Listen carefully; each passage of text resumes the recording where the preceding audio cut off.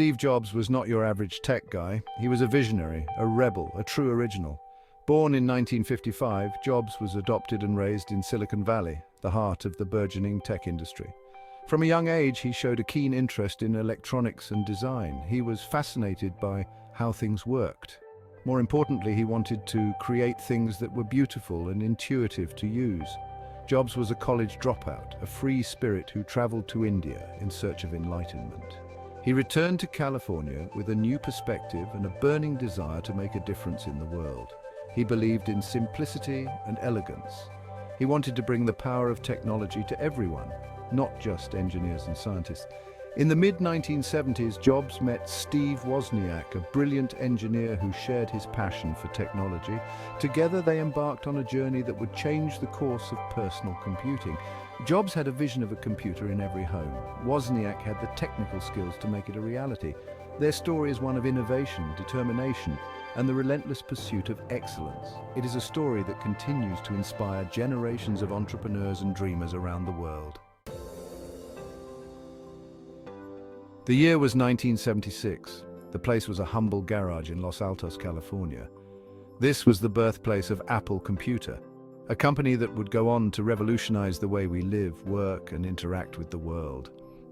With Wozniak's technical brilliance and Jobs' marketing savvy, they set out to build a computer that was both powerful and easy to use.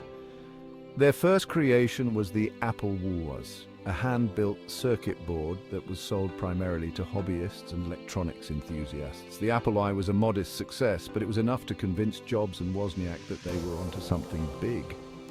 They had tapped into a growing demand for personal computers, machines that could empower individuals and unleash their creativity. Fueled by their early success, Jobs and Wozniak poured their hearts and souls into their next project, the Apple II. The Apple II was a game changer.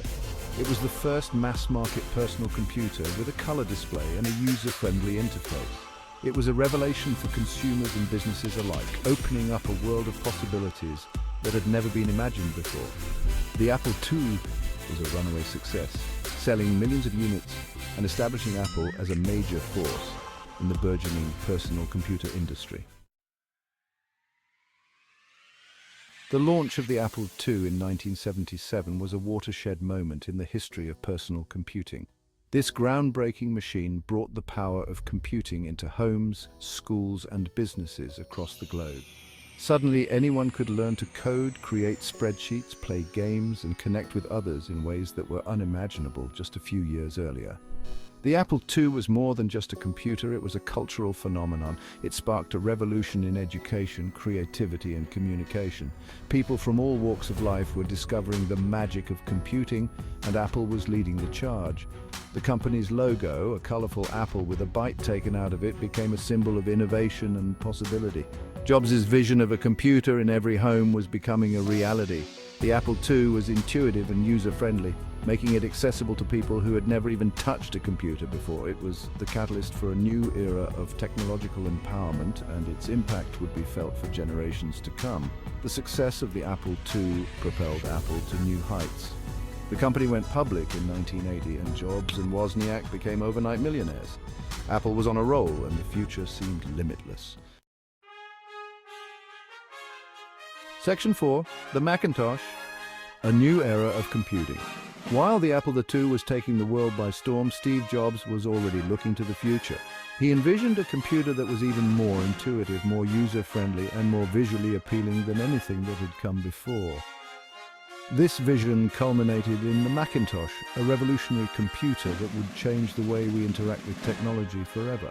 Jobs traveled to Xerox PARC, a research lab known for its groundbreaking work in graphical user interfaces, or GUIs. Inspired by what he saw, he returned to Apple, determined to create a computer that was as easy to use as a telephone. The Macintosh, introduced in 1984, was the realization of this vision. The Macintosh, with its graphical user interface, mouse, and intuitive operating system, was a radical departure from the command-line interfaces of the time. It was the first mass-market computer to feature a GUI, making it accessible to a much wider audience. The Macintosh was a triumph of design and engineering, and it quickly gained a loyal following among artists, designers, and creative professionals. The launch of the Macintosh was accompanied by a groundbreaking Super Bowl commercial directed by Ridley Scott. The ad, which aired only once, became a cultural phenomenon and cemented the Macintosh's status as a symbol of innovation and rebellion. Section 5. Exile and Reinvention. Despite the success of the Macintosh, the mid-1980s were a tumultuous time for Apple and Steve Jobs. Internal power struggles and disagreements over the company's direction led to Jobs being forced out of the company he had founded. It was a bitter pill to swallow, but Jobs was not one to be deterred. Undeterred by this setback, Jobs founded Next, a computer company that aimed to build high-end workstations for the education and research markets. Next's computers were technologically advanced, but they were also expensive and failed to gain widespread adoption. However, Next's innovative operating system, NextStep, would later form the basis for Apple's OS X operating system. During this period of exile from Apple, Jobs also acquired a small computer graphics company called Pixar. Pixar, under Jobs' leadership, would go on to revolutionize the animation industry with groundbreaking films such as Toy Story, Finding Nemo, and The Incredibles. Jobs' time at Next and Pixar was a period of intense creativity and innovation. He honed his management skills, learned from his mistakes, and emerged as a more mature and effective leader. Little did he know that his experiences outside of Apple would prove invaluable when he returned to the company.